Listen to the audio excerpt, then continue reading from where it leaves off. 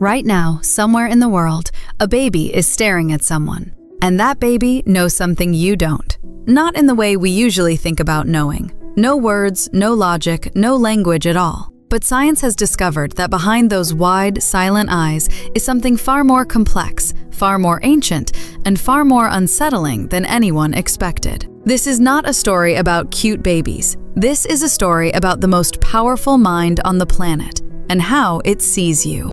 We've always assumed that babies are blank slates, empty vessels, passengers waiting to arrive. We talk to them in high-pitched voices. We assume they don't understand. We walk in and out of rooms thinking we're invisible to their experience. But what if that assumption has been catastrophically wrong? What if the baby staring at you from across the room isn't just seeing you, but actively running calculations on you? What if they are doing something that the most advanced artificial intelligence on Earth still struggles to do? What if, in the first seconds of eye contact, a baby is already deciding whether you are safe, whether you are trustworthy, and whether the world you represent is a world worth surviving in? Because that is almost exactly what the science now tells us.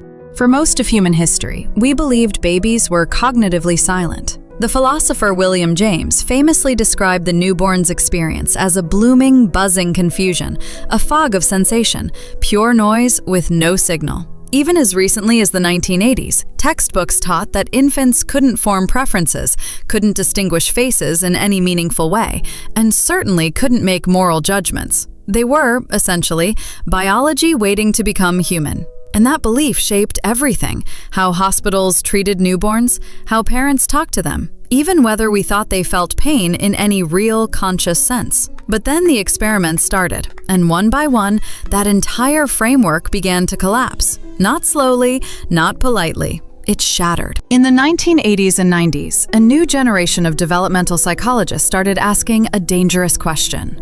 What if we've been underestimating babies because we've been testing them the wrong way? You can't ask a baby what it thinks. It has no words. But a baby does have eyes. And eyes move. Eyes linger. Eyes return to things that don't make sense. So researchers invented something called the violation of expectation paradigm. Instead of asking babies questions, they simply showed them things and watched where the babies looked when something impossible happened. And what they found would rewrite the science of human development. At Yale University, psychologist Karen Wynn conducted a landmark experiment with 5-month-old infants. She showed them a simple puppet show. One wooden shape, a circle, tried to climb a hill. Another shape, a triangle, came from behind and helped it up. Then a different shape, a square, came and pushed it back down. Then the babies were given a choice: reach for the helper or reach for the hinderer. Every single time, overwhelmingly, the babies reached for the helper. 5 months old, no language, no parenting, no moral philosophy, and already choosing kindness over cruelty. When the results came in, the researchers ran the test again and again. They reversed the shapes, they changed the colors, they removed everything that could be a coincidence. The finding held. What they concluded stopped the academic world cold. Babies are not born without morality. They are born with it. But here's where it gets truly strange, because it's not just morality. MIT's Early Childhood Cognition Lab ran a series of experiments that revealed something even more astonishing. When babies look at a face, your face, they are not just processing visual information. They are running what researchers call a probabilistic model of the mind. In plain language, they are trying to figure out what you intend to do next. They are building a mental simulation of you. Not a picture of you, not a memory of you, a running model, constantly updated, constantly refined, predicting your behavior, your emotions, and your reliability. At 3 months old, infants can detect when your emotional expression doesn't match the situation. Show a mother holding her baby while wearing a flat, expressionless face, a technique called the still face experiment, and within 60 seconds, the baby begins showing signs of distress. It reaches out. It looks away. It cries. It is not just reacting to an expression. It is reacting to a violation of expected social code.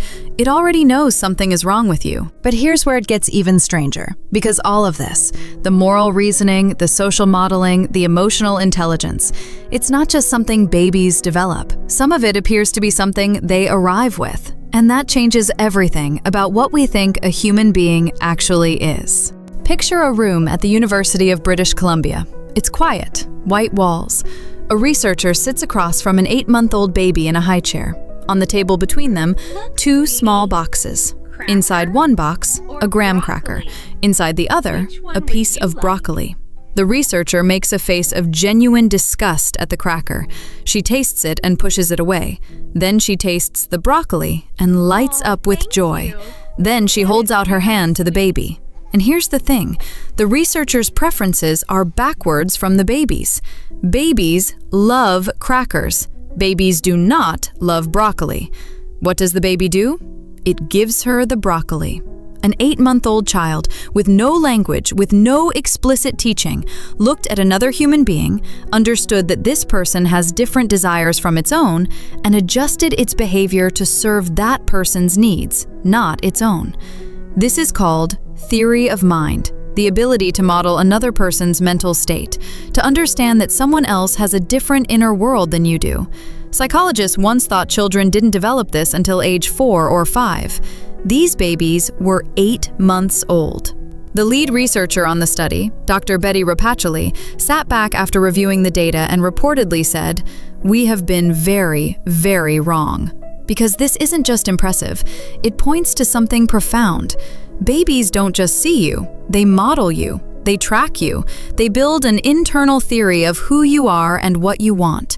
And they do it quietly, while you think they're just staring. You need to understand what this means for you, not just for parents, for everyone. Every human being on this planet was once that baby, and somewhere in the first weeks and months of your life, before you had a single word, before you had a single conscious memory, you were already reading the room. You were already measuring the people around you, calculating their safety, modeling their emotions, building the first architecture of your social brain. And the data you collected during that time, the expressions, the consistency, the warmth or absence of it, that data didn't disappear. It became the foundation. Neuroscientists now believe that the attachment patterns established in infancy create what they call internal working models, mental blueprints of relationships that persist into adulthood. They shape how you respond to conflict, how much you trust, whether closeness feels safe or threatening. You are not just observing this science, you are this science. The baby you once were is still inside you, still running its models, still watching faces, still looking for the signals it was trained to look for before you could even form a sentence. Now here's the layer that almost no one talks about. All of this baby cognition, the moral reasoning, the face reading, the theory of mind, it doesn't exist in isolation. It's part of a system, an ancient evolutionary system. Because here's the brutal reality. A human infant is the most helpless mammal on Earth at birth. A baby gazelle can run within hours. A baby dolphin can swim. A newborn human? It can't lift its own head. The human baby's survival depends entirely on other humans choosing to care for it. So the infant brain evolved a remarkable solution. It became the most sophisticated social computer in the known universe. It became brilliant, not at survival by strength, but at survival by connection. Every smile, every coo, every moment of eye contact a baby makes, that is not random. That is not just cute. That is survival technology. That infant is activating the caregiving circuitry in your brain with an efficiency that millions of years of evolution have refined to near perfection. The baby doesn't know it's doing this, but it's doing it. And here is the haunting part. You don't know it's happening either. You just suddenly feel like you want to protect something you met 30 seconds ago. That is not sentimentality. That is the most elegant social engineering in the history of life on this planet. But there is a dark side to this story, because the baby's social brain, as powerful as it is also extraordinarily fragile. Dr. Ed Tronick, the psychologist behind the still face experiment, spent decades studying what happens when that early social environment fails. When the faces a baby looks at are not warm or consistent or present. His findings are sobering. Chronic stress in infancy, from neglect, from unpredictability, from caregivers who cannot emotionally respond, doesn't just leave emotional scars. It physically alters the developing brain. It changes the architecture of the stress response system. It rewires the way the child will process threat and safety for the rest of their life. The baby is reading you. But if what it reads is chaos or emptiness, it doesn't conclude that you are the problem. It concludes that the world is unsafe. And it builds itself accordingly. This is why the first years of a child's life are not just important. They are, in a very real neurological sense, irreversible in their foundational impact.